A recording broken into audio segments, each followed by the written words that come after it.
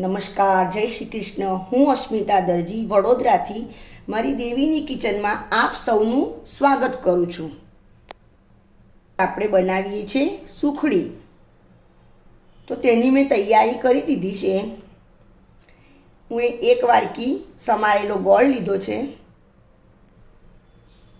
એક વાડકી ચોખ્ખું ઘી, સામે 2 વાડકી હું ઘઉંનો લોટ લીધો છે. જો તમને વધારે ગળી ના ભાવતી હોય તો તમે 2.5 વાડકી લોટ સામે લઈ શકો છો. 1 ચમચી આપણે એમાં દૂધ એડ કરીશું અને થોડી ઇલાયચી પાવડર લીધો છે 1 ચમચી. ચાલો ત્યારે હવે આપણે સુખડી બનાવીએ છીએ.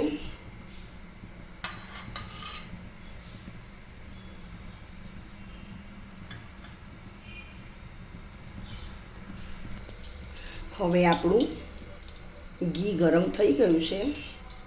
તેમાં આપણે આ 2 વાડકી લીધેલો ઘઉંનો લોટ એડ કરી દેવાનો છે અને તેને ધીમી આંચે શેકવાનું છે.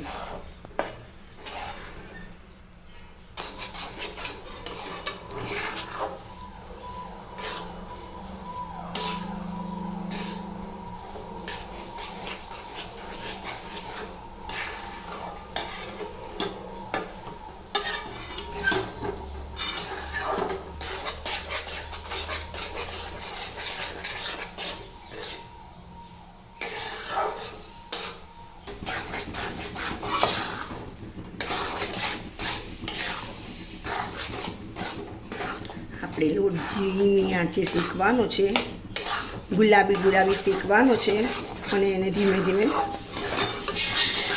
શેકાતા હલાવતા રહેવાનું છે.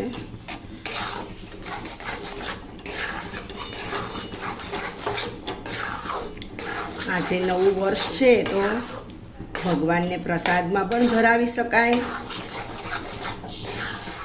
એટલે આપણે નવા વર્ષની શરૂઆત સ્વીટથી કરીએ.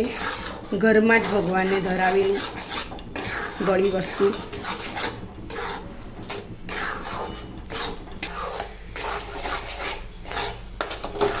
આપણા લોટનો પાયો શેકાશે તો એનો કલર લાલ ગુલાબી જેવો આછો થશે. પછી આમાં થોડીક વાર છે.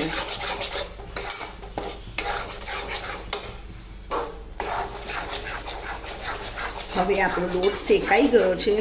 લોટ શેકાય એટલે એમાંથી આપમેળે ઘી છૂટવા માંડે અને તમે સહેલાઈથી તેને હલાવી શકો. લોટ શેકાઈ ગયો છે એટલે હવે તેમાં જે આપણે 1 વાડકી ગોળ લીધેલો તે એડ કરી દેવાનું છે. અને હું આ કઢાઈ નીચે ઉતારી લીધી છે, નહીં તો પછી તે વધારે થઈ જાય.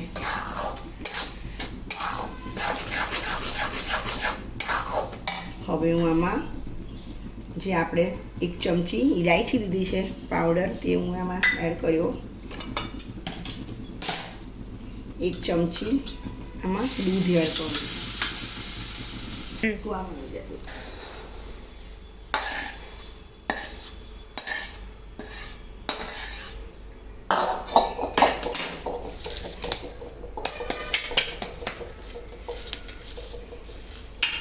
હવે આપણી સુખડી ડીશમાં આપણે કઢી લીધી છે, એને હવે સહેજવાર રહેવા દેવાની. એને હવે હું પીસ કરી દઉં છું.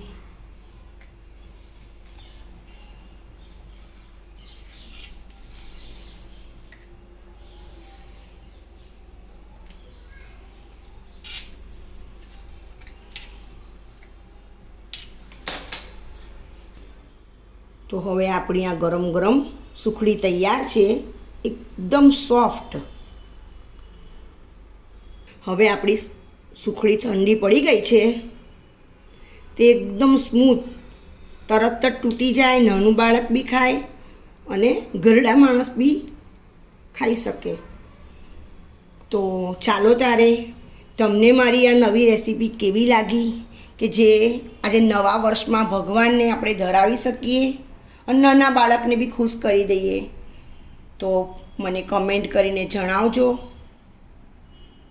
શેર કરજો, લાઈક કરજો, મારું બેલ આઇકન બટન દબાવજો.